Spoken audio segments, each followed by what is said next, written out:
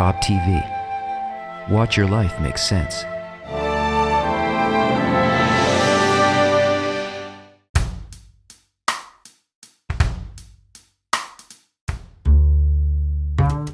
A great number of traditions I've studied, spiritual traditions, have incorporated the symbols of a male and a female force, a passive and an active force. You have yin and yang, and I believe in Kabbalah the same thing exists. Of course, of course. What, a lot of these symbols have made its way into the methodology itself. A lot of people believe that the union between a man and a woman is a spiritual union. Can spirituality be achieved by a sexual union between a man and a woman? Playing with these energies. Well, first of all, we see that the whole of nature is divided in a very sharp and distinct way to a male part and a female part. You have plus and minus, north and south. It's all divided into two opposite parts. Right.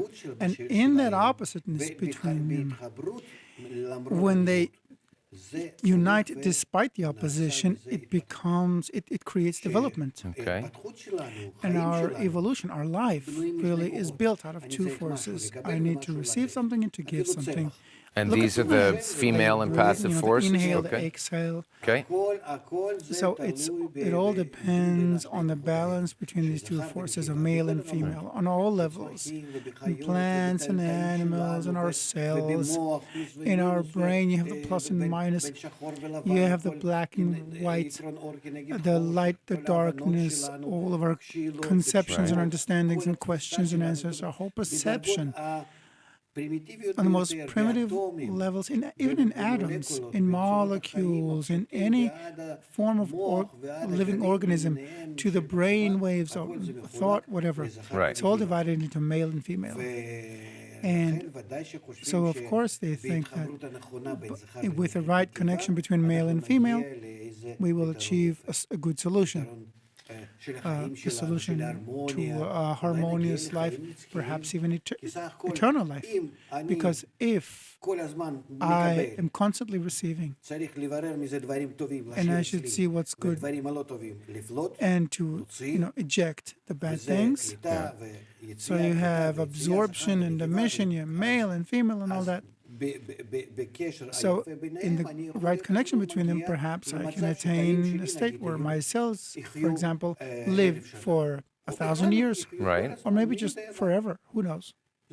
And don't we attain a state? Doesn't a male and female union always produce a third greater entity? Isn't that evolution itself? Isn't that forward motion of nature? There's always a third entity created that's better?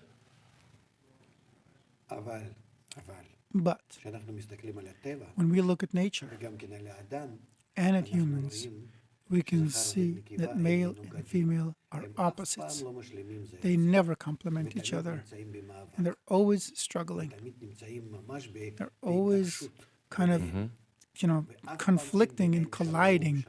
There's never peace and tranquility between them. Yes, they create the next generation, they advance, but the more they advance, the more they struggle. The more they collide and confront each other, to the point that in our generation, we've become so tired of the history of being in conflict that we prefer to just stay apart. Women in their place, men in their place. They look for sex in a different way, for life in a different way. They don't want to marry, they don't want anything. It's a sign that men and women, or the male part and the female part, cannot complement one another, cannot build the right connection. So what's missing between them? What's missing is only one thing. If you take, look at electricity. take the plus and the minus. In between, you need some kind of resistor. So on that resistor, you create either heat or cold or pressure or vacuum, whatever. You always need some kind of instrument that connects the plus and the minus, the north and the south. You have to have some kind of mass of some sort. So if a man and a woman connect just like that, it always What if they explosion. add? There's the Tantra tradition from the East, using the Kundalini energies that try to bring in thought or mindfulness during the act to make that connection, to build that third thing. How much does it last? As long as people have a small ego, it can work. But when a male and a female grow in their egos, no method is going to help.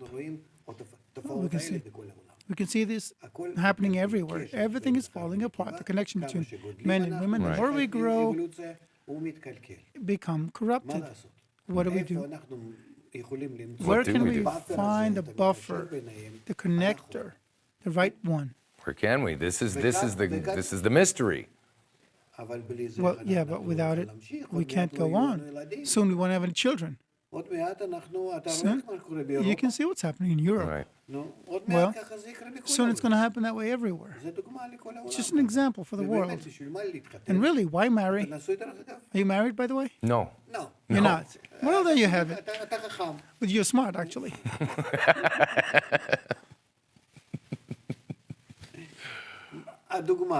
So it's an example. Right. You think, this gives me a headache. I'm an egoist. What do I need it for? Kabbalah says this. You need to correct the ego. You need to understand that by that you're losing. You're not losing because you don't have a female or children. You're losing a very special connection with nature, which through it you can develop and achieve a level of life that exceeds the living body. Do we do that through properly relating to the opposite sex, or do we do that through properly relating to our same sex, like to the males properly relate to the males and the females properly relate to the females? No. Okay. It's not about relating to men or to women. It doesn't matter. We need to relate to others, anything outside of us, the minerals, the plants, the animals, and the human society. We need to start relating to them as to a part of me, an integral part of me, inseparable. So I have to come to a point where I feel that everyone belongs to me. Okay. And then what happens is that you won't have a problem to come in contact with anyone. So again, we come to a point where, as we talked about it, I think, before, that the human ego is what stops us from connecting, both in terms of sex, and so only on condition that we correct ourselves towards everyone else, we will also be able to connect with the opposite sex. In the right way. So Kabbalah says that it's all about the right connection between us. This is what I'm hearing from you. The whole thing is about correcting the ego. Okay. And past the correction of the ego, you'll be able to build the right connection. Okay. So the New Age movement right now, there's a lot of books written, there's a lot of techniques, a lot of things I can listen to that will influence me to have a right attitude towards the outside world. Is this what I need to do? Is saturate myself with the right outside stimuli to convince myself? I mean, we were talking about convincing yourself this will not help? No. What if I do nothing else but read the same book over and over again and train my mind to believe something that I may not believe right now? That I love you, that I love people. Look, you can't convince yourself to constantly resist nature, because nature is growing constantly. If I steal, say, $100, and I was punished for stealing $100, then I won't steal it anymore. But if I get a chance to steal $1,000 or $1 million, then I don't have the habit, I wasn't punished for $1,000. I was punished only for $100. Right. So it's not registered in me that I mustn't steal 1,000. And so because we always evolve, we're not animals. Yes, with animals it's simple. The ego is at the same level. They don't grow through life. So they have this habit, this instinct, reflex. We're born with a few little reflexes, and the rest we develop over time. So it's not going to help you.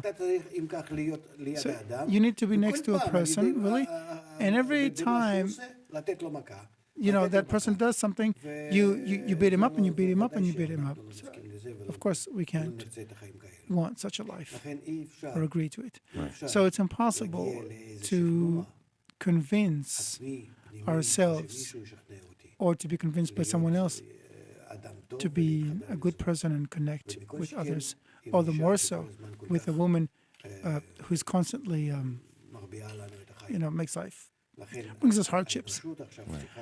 That's why humanity should now come to a point where it decides that it's got no future, no family, no children, no nothing, unless we treat our egos, unless we correct our egos. So we won't have a choice. We'll have to, just for the sake of the existence of a family, of humanity itself, to correct the ego.